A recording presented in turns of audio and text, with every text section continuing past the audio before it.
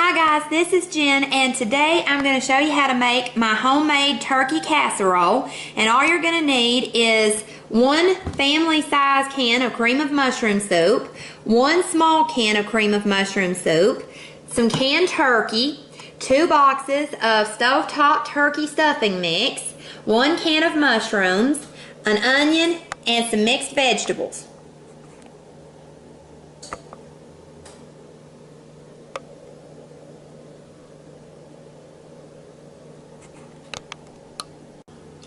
Okay, the first thing I did was dice the onion. I also drained the liquid from the mushrooms and the canned turkey.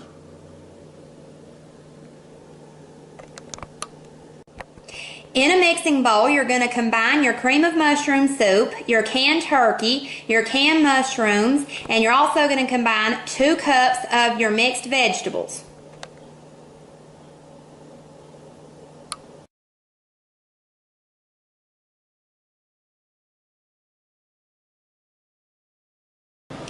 Okay, now you're going to pour your turkey mixture into your baking dish.